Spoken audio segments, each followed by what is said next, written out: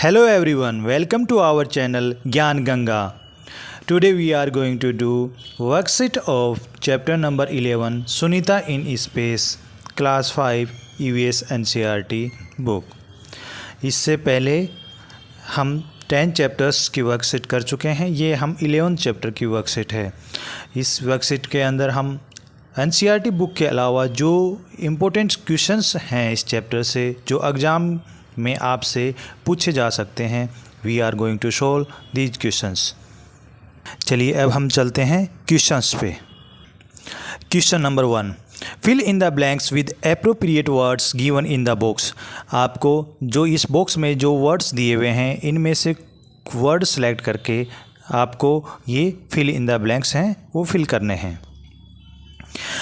First part, the blue part of the globe are. जो globe के ऊपर हमें ब्लू पार्ट दिखाई देता है वो क्या है? उसके अंदर रहता है सीज एंड ओशंस रहते हैं। वो सीज और ओशन को, इसका मतलब ये है कि जो ब्लू पार्ट है ग्लोब के ऊपर वो वाटर बॉडीज़ को रिप्रेजेंट करता है, मतलब सीज और ओशन के रूप में। Water floats like dash in space. जो वाटर होता है स्पेस के अंदर, स्पेसशिप के अंदर, वो किस तरह से फ्लोट करता है? तो वो ब्लोब के रूप में फ्लोट करता है। ब्लोब के रूप में वो वाटर फ्लोट करता है। Part 3, Sunita William has spent more than dash in space. तो सुनीता विलियम्स ने स्पेस के अंदर मोर देन 6 मंथ को स्पेंड किया था, ये हमने पढ़ा था। Sunita Williams could only make dash and the dash on the earth from space. तो जैसा कि हमने देखा ऊपर से कि जो ब्लू पार्ट होता है ग्लोब का वो क्या रिप्रेजेंट करता है? सीज एंड ओशंस को। तो अर्थ की कंपोजिशन मेनली किस चीज़ की बनी हुई है? ये हमें स्पेस से क्या ही चीज़ दिखाई देती है? तो वो हमें बस दिखाई देती है land and C.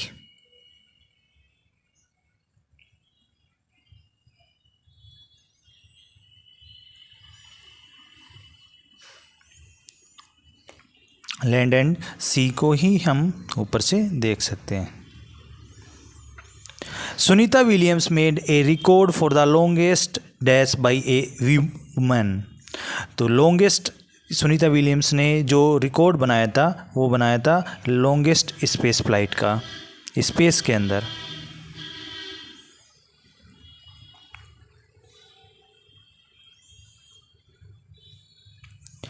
Dash is an model of earth. ये ग्लोब है, ये एक अर्थ का मॉडल होता है।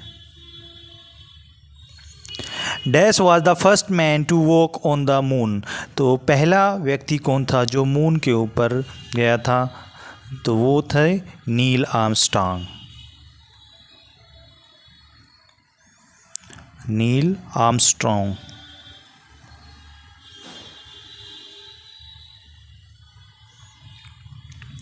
On earth when we throw something up it comes down due to. जब हम अर्थ के ऊपर कोई भी चीज़ ऊपर की तरफ फेंकते हैं वो नीचे आ जाती है। वो क्यों आती है ये पूछ रहा है। तो वो किसकी वजह से आती है? ग्रेविटी की वजह से।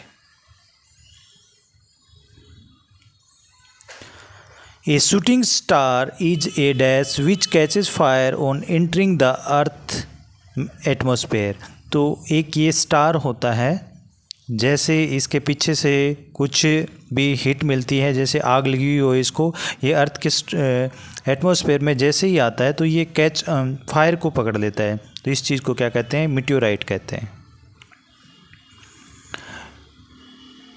मीटियोराइट।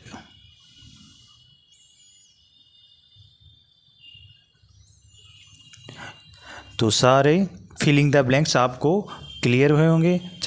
अब चलते हैं हम नेक्स्ट क्वेश्चन पे। Second question is write T for true and F for false statement. आपको ट्रू और फॉल्स का क्वेश्चन है। अगर स्टेटमेंट ट्रू है तो आपको टी लिखना है, अगर फॉल्स स्टेटमेंट है तो आपको एफ लिखना है। The sky, star, sun and moon are inside the globe. तो ये स्टेटमेंट क्या है? फॉल्स है, क्योंकि ग्लोब तो एक अर्थ का ओनली मॉडल है। Food and water also float in space. ये स्टेटमेंट एकदम ट्रू है कि जो फूड होता है, वाटर होता है, वो सब फ्लोट करते हैं स्पेस के अंदर, क्योंकि वहाँ पे जीरो ग्रेविटी है। The earth pulls everything towards itself, जो अर्थ होती है वो सब, कोई भी चीज़ अगर हम ऊपर की तरफ फेंकेंगे तो अपनी तरफ अट्रैक्ट कर लेती है।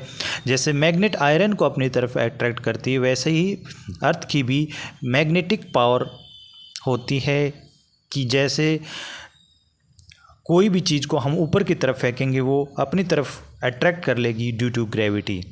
Sunita Williams went 630 kilometre away from the earth. नहीं, ये स्टेटमेंट फॉल्स है, वो 360 kilometre away from the earth गई थी, ये स्टेटमेंट फॉल्स है। There are lines drawn on the ground between the states and the countries, ये स्टेटमेंट फॉल्स है, क्योंकि एक्चुअली के अंदर आप ऊपर से देखोगे कोई भी लाइन्स नहीं ड्रॉ हुई हैं स्टेट्स और कंट्रीज़ के बीच में। Stars revolve around the earth, ये स्टेटमेंट आप बताइए, stars revolve around the earth statement क्या है? False. Moon changes its phase every night, ये स्टेटमेंट ट्रू है। Moon is a natural satellite of earth, ये स्टेटमेंट भी एकदम ट्रू है। A spaceship carry astronauts into the space, ये statement भी सही है। We have done all the true false. Now question number 3। Question, who is Sunita Williams? Sunita Williams कौन थी? Sunita Williams is an American astronaut who held the record for most space walk bye A women. तो ये जो Sunita Williams थी वो Indian origin की एक American astronaut थी, और जिसने रिकॉर्ड बनाया था मोस्ट स्पेस वॉक का। अभी तक कोई भी महिला उनके बराबर स्पेस के अंदर वॉक नहीं की है, और उनके बराबर स्पेस के अंदर स्टे भी नहीं किया है। Next question, define gravity. आपको ग्रेविटी डिफाइन करने के लिए बोला गया है। The force with which the earth pulls everything towards itself called gravity. देखिए, जिस फोर्स से अर्थ कोई भी चीज़ को अपनी तरफ अट्रैक्ट करती है वो क्या कहलाती है? ग्रेविटी कहलाती है।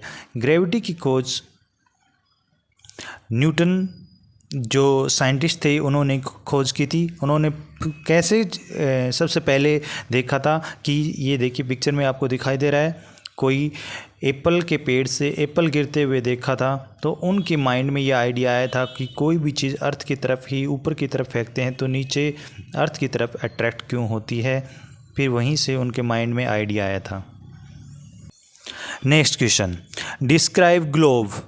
तो ये देखिए आपके सामने ग्लोब की पिक्चर है, ये रही ग्लोब की picture. Describe globe. A globe is a small model of the earth, और वी कैन से, आप इसको ऐसे भी लिख सकते हो, ए globe is a small model की जगह 3D model of the earth. Globe is the 3D model of the earth. 3D मतलब 3 dimensional model of the earth, क्योंकि आप ग्लोब को देखोगे तो वो स्फीयर की तरह दिखता है। नाउ आपके लिए क्वेश्चन जो आपको खुद से करना है और कमेंट बॉक्स में रिप्लाई देना है। Do it yourself. आपको कमेंट बॉक्स में इस क्वेश्चन का रिप्लाई देना है। From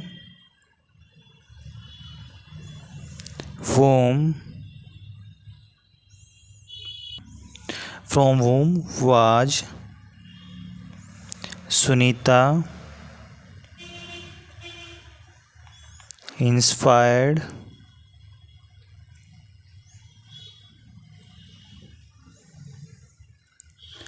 in her childhood। किससे इंस्पायर होके सुनीता विलियम्स ने एक एस्ट्रोनॉट बनने की सोची थी? ये फर्स्ट क्वेश्चन हो गया। Second question, what was Kalpana's dream. आपको बताना है जो कल्पना चावला थी उनका क्या सपना था। That's all from my side. ये चैप्टर की वर्कशीट फिनिश हुई। अगर आपको वर्कशीट अच्छी लगी हो तो चैनल को लाइक करें, सब्सक्राइब करें। That's all from my side. Thank you. Have a good day.